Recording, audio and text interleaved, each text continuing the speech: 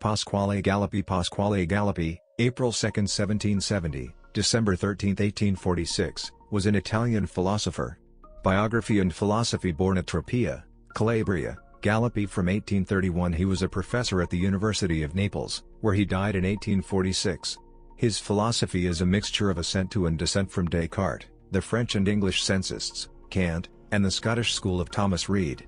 Cartesianism, tempered by the modifications introduced into it by Leibniz, Wolff, and Genovese, was the system in which Galluppi's mind was trained. The problem of human knowledge was his chief preoccupation. He maintained the objective reality of our knowledge, which he based on the testimony of consciousness, making us aware not only of our internal experience, but also of the external causes to which it is due. This theory was aimed at Kant, though Galluppi agreed with him that space and time are a priori forms in the mind. Against the sensists, he denied that the mind was merely passive or receptive, and held that like a builder it arranged and ordered the materials supplied it, deducing therefrom new truths which sensation alone could never reach. He threw no light, however, on the difference between sensory and intellectual knowledge. This was the great weakness of his argument against the Scottish school, that the soul perceives not only its own affections or the qualities of bodies, but also its own substance and that of things outside itself.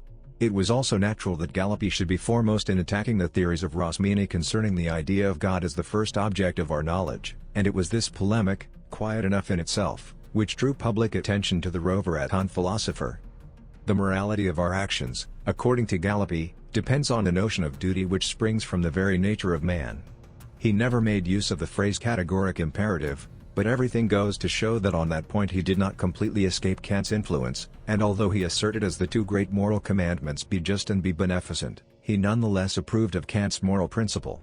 Hence we do not find in him any hint as to the connection between the moral law and God, beyond the statement that God must reward virtue and punish vice. Against the Scottish school, on the other hand, he denied that morality depends on the feelings.